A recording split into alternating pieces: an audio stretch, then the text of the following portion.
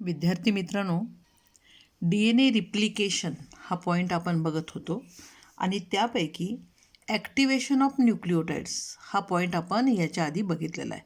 Activation of nucleotides. आणि आता आपण बघणार आहोत next point, that is point of origin. आता पॉईंट ऑफ ओरिजिन म्हणजे काय? तर म्हणजे काय बघा, पॉईंट ऑफ ओरिजिन म्हणजे it is a specific point on DNA strand. Specific असं म्हटलं आहे.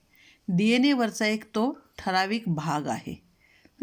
किंवा काय म्हणूया आपण की DNA स्ट्रँडवरची ती एक साईट आहे की ज्या ठिकाणच्या काही न्यूक्लिओटाइड जे आहेत, न्यूक्लिओटाइड्स म्हणजे ॲडेनाईन न्यूक्लिओटाइड, सायटोसिन न्यूक्लिओटाइड, थायमिन न्यूक्लिओटाइड, तर ह्या पद्धतीच्या ज्या ग्वानिन न्यूक्लिओटाइड अशा ज्या न्यूक्लिओटाइड्स आहेत, या न्यूक्लिओटाइड्सचा क्रम अशा पद्धतीनं आहे की त्या न्यूक्लिओटाइडचा तो क्रम असेल तर तेवढी सगळी साईट जी आहे त्याची ती कोणाकडून आयडेंटिफाय केली जाते? एंडोन्यूक्लियस या एन्झाईमकडून आयडेंटिफाय केली जाते. ज्यावेळी ह्या पद्धतीनं ती साईट आयडेंटिफाय केली जाते त्यावेळी त्याला म्हटलं जातं तेवढ्या सगळ्या काय म्हणूया आपण न्यूक्लिओटाइड्सची ती जी काही सिक्वेन्स आहे त्या सगळ्या सिक्वेन्सला मिळून म्हटलं जातं ओ साईट. आता ही ओ साईट म्हणजे काय आहे की ज्या ठिकाणी ओ साईट म्हणजे पॉईंट ऑफ ओरिजिन म्हणजे ओ साईट म्हणजे त्या ठिकाणच्या त्या न्यूक्लिओटाइड्स की ज्या एंडोन्यूक्लियसला आयडेंटिफाय होतात आणि म्हणून मग ते तिथं बाइंड होऊ शकतं आणि तिथं कट घेऊ शकतं. तसा जो पॉईंट आहे त्याला म्हटलं जातं ओ साईट. आता उदाहरणार्थ म्हटलं तर इथे एक प्रोकॅरिओटिक सेलचा सिंगल सर्क्युलर DNA दाखवलेला आहे. म्हणजे समजा हे DNAचं डबल स्टँड आहे, ते एकमेकाला जोडलं गेलं आणि अशा पद्धतीनं सर्क्युलर स्ट्रक्चर तयार झालं की आपण ह्याला म्हणतोय प्रोकॅरिओटिक सेलमध्ये असणारा सिंगल सर्क्युलर DNA. हे दोन स्टँड्स तुम्हाला DNAचे दिसत आहेत, त्याच्यामध्ये असणाऱ्या हायड्रोजन बॉन्ड्सनी एकमेकांना न्यूक्लिओटाइड सगळ्या जोडलेले दिसत आहेत आणि हा डबल स्टँड तयार झाला. तर ह्याच्यामध्ये इथं ओ साईट दाखवलेली आहे बघा. ओ साईट म्हणजे काय? तर इथल्या काही न्यूक्लिओटाइड ज्या स्पेसिफिक आहेत की ज्या एंडोन्यूक्लियस ह्या एन्झाईमला ओळखता येतात, तर अशी ही DNAवरची एक छोटी सिक्वेन्स हिला म्हटलं जातं ओ साईट. ओ साईट संपली की मग ह्या DNA स्टँडवरती बाकीचे न्यूक्लिओटाइड्स आहेतच. मग हे जे सगळं उरलेलं स्ट्रक्चर आहे ह्या सगळ्या स्ट्रक्चरला म्हटलं जातं रिप्लिकॉन. आणि रिप्लिकॉन जिथं संपतो तिथं परत येतो टी पॉईंट. टी पॉईंट म्हणजे काय? तर तिथं तो टर्मिनेशन पॉईंट आहे. तोही आयडेंटिफाय होतो आणि तिथं काय संपतं तर DNAचं रिप्लिकेशन संपतं. म्हणजे ओ साईटला DNA रिप्लिकेशन स्टार्ट होतं आणि टी पॉईंटला ते येऊन संपतं. ह्या पद्धतीने म्हणजे काय असणार आहे, प्रत्येक ठिकाणी ओरिजिन साईट असणार आहे and this origin site is flanked by T point. जे ओरिजिन साईट संपली की त्याच्यानंतर पुन्हा रिप्लिकॉन येणार, रिप्लिकॉन संपला की काय येणार? टी पॉईंट येणार. तर ही ओरिजिन साईट संपली की काय येणार? हा टी पॉईंट येणार. या पद्धतीनं होणार. मग ओ साईटला काय होतं तर ओ साईटला एंडोन्यूक्लियस बाइंड होतात आणि एंडोन्यूक्लियस बाइंड झाले की तात्पुरता इथं DNAवरती एक कट घेतला जातो. त्यानंतर काय होतं, नंतर पुढचे एन्झाईम ॲक्ट होतात आणि ह्या दोन्ही स्टँडला जोडणारे मधले जे हायड्रोजन बॉन्ड्स होते हे हायड्रोजन बॉन्ड्स ब्रेक होतात. हे हायड्रोजन बॉन्ड्स ब्रेक झाले की दोन्ही स्टँड एकमेकापासून लांब जातात त्यावेळी अशा पद्धतीचा त्याच्यावरती एक बलून फॉर्म होतो. हे बाकीचे दोन्ही स्टँड एकमेकांना जोडले गेलेले आहेत. मात्र या ठिकाणचे हायड्रोजन बॉन्ड्स कट झाले म्हणून दोन स्टँड्स एकमेकापासून लांब गेले त्यामुळे हे बलून लाईक स्ट्रक्चर एका बाजूला आलं. मग हा सगळा सिंगल सर्क्युलर DNA, तर ह्या सगळ्याला म्हटलं तर रिप्लिकॉन. आणि मग या ठिकाणी काय झालं, रिप्लिकेशन स्टार्ट झालं. तर हे जे स्ट्रक्चर दिसतं आहे आता ते कसं दिसतं आहे तर ग्रीक लेटर थीटासारखं दिसतं आहे, म्हणून मग ह्याला म्हटलं जातं थीटा रिप्लिकेशन. त्यामुळं रिप्लिकेशन जे प्रोकॅरिओटिकमध्ये होतं त्याला म्हटलं जातं थीटा रिप्लिकेशन. थीटा नाव कसं आलं समजलं का बघा. आता इथं ब्रेक झाले बॉन्ड्स आणि रिप्लिकेशन स्टार्ट झालं. पुढं रिप्लिकेशन पुढं जात राहील, तसा हा बलून पुढं ढकलला जाईल आणि मागचं सगळं काय होईल, दोन्ही स्टँड्स दुसरे नवीन तयार केले जातील. त्यामुळं ज्यावेळी हे रिप्लिकेशनची प्रोसेस इथून स्टार्ट होईल आणि हा संबंध रिप्लिकॉन रिप्लिकेट केला जाईल आणि टी पॉईंटला इथं येईल, तोपर्यंत एका सिंगल सर्क्युलर DNAचे काय होतील तर एका DNAचे 2 DNA तयार होतील आणि ती प्रोसेस संपेल. त्यामुळं ह्या पद्धतीने हे रिप्लिकेशन होत असताना हा बलून जो आहे तो पुढं सरकत जाईल. त्यामुळे कुठंही हा गेला तर स्ट्रक्चर कसं येणार? थीटा. म्हणून ह्याला म्हटलं तर थीटा रिप्लिकेशन. आता प्रोकॅरियोटिक सेलमध्ये किती बेस पेअर्स असतात? हे नायट्रोजन बेस पेअर जे आहेत ना, टोटल किती येतात? तर ते 4.6 मल्टिप्लाइड बाय 10⁶ एवढे बेस पेअर्स येतात. त्यामुळे एकच काय येतो? पॉईंट ऑफ ओरिजिन येतो, एकच रिप्लिकॉन येतो आणि एक टी पॉईंट येतो. मात्र जर आपण युकॅरियोटिक सेलचा विचार केला तर त्याच्यामध्ये असणाऱ्या बेस पेअरचा नंबर बघा 6.6 मल्टिप्लाइड बाय 10⁹ एवढा आहे.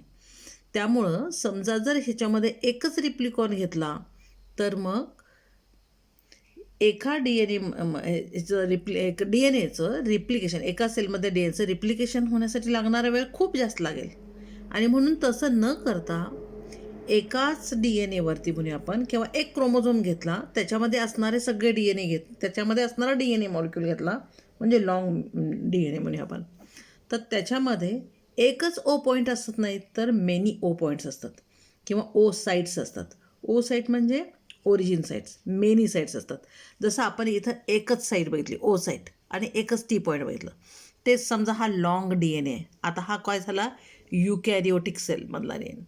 तर ह्या युकॅरियोटिक सेलमध्ये समजा ही ओ साईट आहे, ही ओ साईट आहे आणि त्यानंतर यावरती हा संबंध काय झाला? रिप्लिकॉन. आणि इथं काय आला? T point. मग हे एक युनिट झालं. ओ साईटपासून टी पॉईंटपर्यंत हे एक युनिट झालं, यामध्ये एक रिप्लिकॉन आला. मग एका क्रोमोझोमचा जर डी एन ए घेतला तर तो खूप लॉंग येणार आहे. त्यामुळं संबंध एका क्रोमोझोमचं एकच ओ पॉईंट घेतला, ओ साईट घेतली तर रिप्लिकेशन व्हायला खूप वेळ लागेल. म्हणून इथं कसं आहे बघा, इथं ओ साईट आहे, इथं टी पॉईंट आहे. याच्यानंतर इथं ओ साईट आहे, पुढं जाऊन ह्या डी एन ए मॉलिक्यूलवरती काय येणार? टी पॉईंट येणार. त्याच्या पुढं काय येणार? परत ओ साईट येणार, परत टी पॉईंट येणार. ह्याचा अर्थ काय? तर ह्या डी एन एवरती असे अनेक रिप्लिकॉन येणार की ज्यांची सुरुवात ओ साईटपासून होईल आणि त्यांचं टर्मिनेशन टी पॉईंटला होईल. तर असं कोणामध्ये आहे? तर असं युकॅरियोटिक ऑर्गॅनिझममध्ये आहे. मग काय होतं? तर अशा अनेक ओ साईटना एंडोन्यूक्लिओसिस नावाची एन्झाईम्स जी आहे ती सगळी ओ साईटना बांधली जातात. एकाच क्रोमोझोमचा जरी डी एन ए घेतला तर एका क्रोमोझोमवरती कित्येक ओ साईट येतात. एंडोन्यूक्लिओसिस नावाची एन्झाईम्स ही सायटोप्लाझममध्ये असणार आहेत, न्यूक्लिओप्लाझममध्ये म्हणूया आपण असणार आहेत. ती जी एन्झाईम्स आहेत ती सगळी ओ साईटला बाइंड होतात. त्यामुळं एक डी एन ए त्याच्यावरती काय होतात? बऱ्याच ठिकाणी निक्स येतात किंवा कट्स येतात. निक्स म्हणजेच कट्स येतात. आणि हे जे कट्स आहेत ते कुठे येतात? तर शुगर फॉस्फेट बॅकबोन, त्यामधला फॉस्फोडायस्टर बॉन्ड आपण शिकलेलो आहे बघा, तर त्या ठिकाणी बरोबर हे काय येतात? कट येतात. आणि अशा पद्धतीने डी एन ए बऱ्याच ठिकाणी कट केला जातो आणि प्रत्येक डी एन एचा तेवढा भाग जो आहे, म्हणजे एक टॅन्डेम म्हणूया आपण किंवा तेवढा भाग, एक युनिट म्हणूया आपण, की ज्याच्यामध्ये ओ साईट आहे, टी पॉईंट आहे आणि मध्ये डबल हेलिकल स्ट्रक्चर आहे, तर तेवढं सगळं युनिट जे आहे ते रिप्लिकेट केलं जातं. आणि अशा पद्धतीनं एकाच वेळी एका क्रोमोझोमवरचं सगळं डी एन ए जे आहे त्याच्यामध्ये अनेक ओ साईट येतात, टी पॉईंट येत, प्रत्येक ओ साईटनंतर टी पॉईंट येतो आणि मधला भाग रिप्लिकॉन जो आहे तो सगळा काय होतो? तर सगळा एकावेळी रिप्लिकेट केला जातो. आणि म्हणून मग युकॅरियोटिक सेलमध्ये असणारा संबंध डी एन ए जो आहे, म्हणजे जो मीटर्समध्ये असं आपण म्हणालो, त्या सगळ्याला रिप्लिकेशन व्हायला फक्त 18 मिनटं लागतात. 18 मिनटामध्ये सगळ्यांचं रिप्लिकेशन होऊ शकतं. तुम्हाला माहिती आहे की सेल सायकलमध्ये फक्त एक सिंथेसिस फेज आहे की ज्या ठिकाणी डी एन ए रिप्लिकेशन होतं. हे जर कमी वेळात झालं तर सेल डिव्हिजनला लागणारा वेळ कमी होईल. आणि म्हणून मग अनेक ठिकाणी ओ साईट आहेत की ज्यामुळं तसे अनेक रिप्लिकॉनचे युनिट्स फॉर्म झाले युकॅरियोटमध्ये. आणि म्हणून मग कमी वेळामध्ये काय होऊ शकतं? डी एन एचं रिप्लिकेशन होऊ शकतं. एकच पॉईंट घेतला असता तर त्याला खूप वेळ लागला असता, सेल डिव्हिजनचा वेग जो आहे तो खूप कमी झाला असता. तर अशा पद्धतीने एंडोन्यूक्लियस हे या पद्धतीनं काम करत असल्यामुळं, D N A molecule cut करायचं काम करत असल्यामुळं डी एन एला एंडोन्यूक्लियस हे सीझर्ससारखं काम करतं किंवा नाईव्हसारखं काम करतं.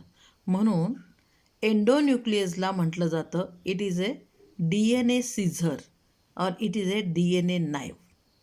तुम्हाला लक्षात आलं का बघा? एंडोन्यूक्लियसना म्हटलं जातं सीझर्स और नाईव्स. हा एक्झाम पॉईंट ऑफ व्ह्यू महत्त्वाचा आहे की which enzymes are called as DNA scissors, which enzymes act as knives of DNA. असं जर विचारलं तर त्याचं ॲन्सर येतं एंडोन्यूक्लिएजिस. एंडोन्यूक्लिएजिस असं आपण म्हणतो आहे कारण त्यांचे खूप प्रकार येतात. एंडोन्यूक्लिएज ह्या एका कॅटेगरीखाली अनेक एन्झाईम्स येतात, तर सगळ्यांना मिळून म्हटलं जातं एंडोन्यूक्लिएजिस. तर हे सगळं झालं पॉईंट ऑफ ओरिजिनविषयी.